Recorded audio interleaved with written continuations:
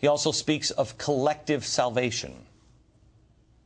My individual salvation is not going to come about without a collective salvation for the country. My individual salvation rests on our collective salvation. Individual salvation always depends on collective salvation. Our individual salvation depends on collective salvation.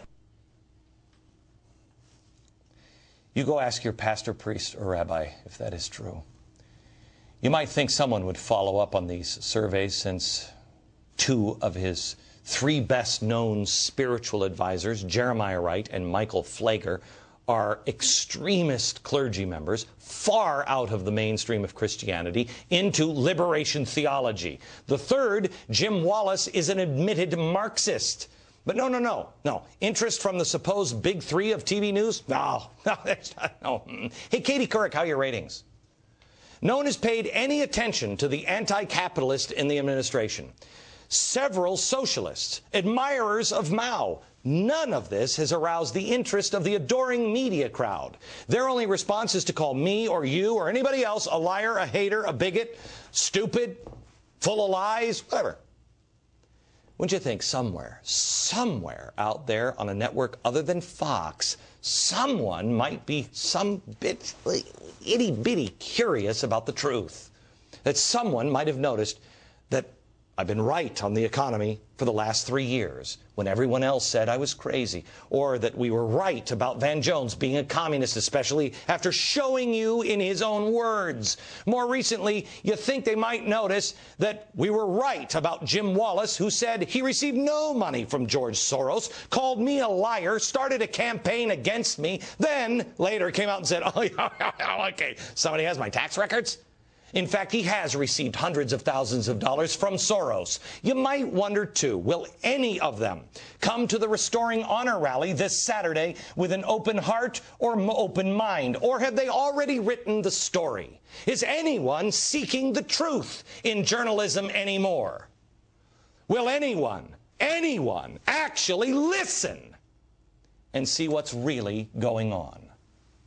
Is there a single honest broker in the media? I loved it when Tony Snow died. Everybody loved him. Everybody loved him. Oh, but they don't make him like that anymore. When Tim Russert, he died. Oh, they don't make him like that anymore. Why not? Why not, journalists? Make yourself into those people. Too many journalists have already written their script in their hearts and in their minds. Knowing what the truth really is, knowing who the people of America really are, knowing what this rally is just about hate and politics, and that everyone who joins us there will just celebrate their hatred. I'm looking for one journalist to tell the truth and honestly listen and consider the republic over politics.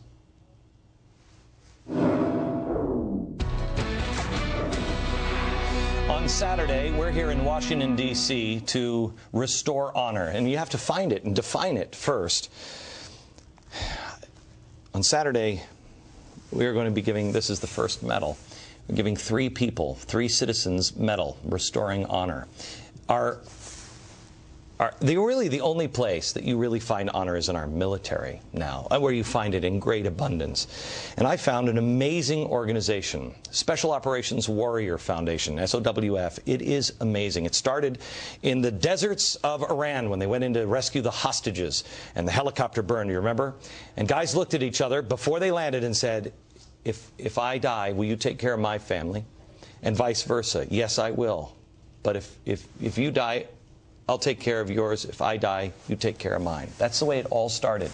It was soldiers taking care of soldiers. We don't do it as a country. But you know what? I kind of like it that way. We should be responsible. These are amazing people that have fought and died for us and our freedom. I want to introduce you to a couple of the people who have been helped by Special Operations Warrior Foundation. Valerie Chapman Nessel, she is the widow of Tech Sergeant John A. Chapman, and Melinda, say your name for me. Petrogani. Petrogani. She is the daughter of Private Michael Rudis. All right. I'm sorry about that, Melinda. I know we met before out west. You have an amazing story. First, let me talk to you, Valerie, about your husband real quick. How did your husband die? It was on March 2002, the Battle of Anaconda, when we just first started going over there to get the Afghanis. And basically a Navy SEAL had fallen out of a helicopter that got shot down, and so they had to go back in and get him because they don't leave anyone behind.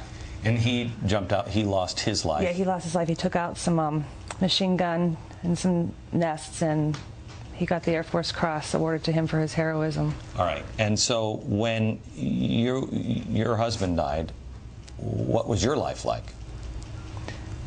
A mess? Yeah, basically. I mean, I remember initially, you know, that infamous knock at the door. Yeah. I remember that, and then the next 2 weeks were very blurry. But I had so much help and support and love from my family, my friends. I mean, his combat controller buddies. How is Special Operations Warrior Foundation? How do they actually help? Listen to this, America, because this is amazing. They are an amazing group of people. I mean, within the first month or so, you're contacted, about their organization, and they get your information. But they send my girls, Christmas, birthday cards, every year, and they will make sure my children, John's babies, get to go to college for free. What more can you want? Yeah. Melinda, when you were out with me, we spoke at a fundraiser together, and you were remarkable. Oh, thank you. Because what hit me was, this is not an organization that is, you're not donor recipient 1174. No. They know you. Explain.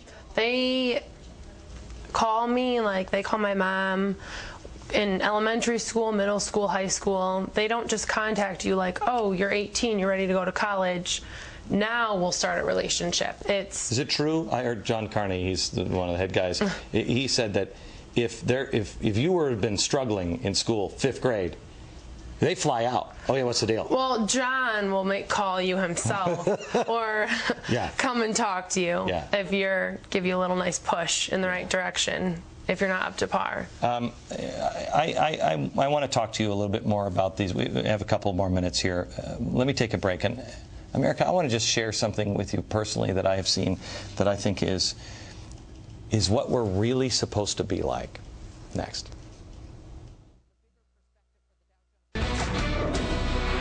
We're back with Valerie Chapman-Nessel and Melinda Petragani. She is, you lost your father when you were 8 months old. Correct. He was Special Operations. And you lost your husband when we just started going into Afghanistan. Right, and my daughters were 3 and 5 at the time. And frightening for a mom. Frightening for a mom on how do I do it? Yes, got it. Definitely. I don't know if you know this. We don't send our heroes, our fallen, to the kids to college. It's incumbent upon us. It's incumbent upon us. You're coming to the Restoring Honor rally. Yes. With the girls. With your girls? Yeah. You had written down a couple of things here. Would you share what you wrote about honor?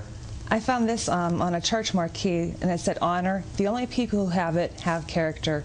And I believe every man and woman that has died for our country has that character. We have to find it in ourselves. Yes, we do. And then also, honor them by remembering freedom is their gift to us, meaning to Americans. What they did was so that you can still live here free. Because that's not your father's gift was not freedom. I mean, it was to me. Right. But it's not necessarily to you. His gift to me was sacrificing, knowing that being in Special Ops, you're not going to be there all the time. That something could happen, that your family might not know where you are, what you're doing, but knowing that you have that family to come home to. I selected Special Operations Warrior Foundation because it is an incredibly clean, well-run organization that struggles to honor a commitment. We have 500 families that have to be taken care of. These are the elites. These are the ones that go in and do the jobs that nobody can do. And they go and do it. And they don't complain, they don't whine about it, and they leave family behind. Isn't it our job to take care of them? I know this event on 8/28 has gotten a lot of heat, and unfortunately not an awful lot of attention has gone to Special Operations Warrior Foundation, which I would just ask you to please look into. If you feel you can donate, look, this rally, they're building this stuff, this has been paid for a long, long time ago. I promised this, and I don't know of anybody else who's ever done this with a charity. I promised them that they would not go in the black. They wouldn't spend a dime of their money on this. If we didn't raise the money, I said I would personally pay for every dollar of this. We long ago raised enough money for this, but I sure would on Saturday like to present them with a very, very, very large check. Could we make a goal of actually sending all of those children to college, taking care of, making sure that there's nobody that is in our elite actually having to worry that when these guys are going on a mission and they know at that moment I may not come back, they know their family will be taken care of, not by some faceless organization, but by us. Go to glennbeck.com/828 and donate now. Back in a minute. Which 3 Americans will get the new Medal of Merit on Saturday at the Lincoln Memorial? Find out. Join us there. Good night.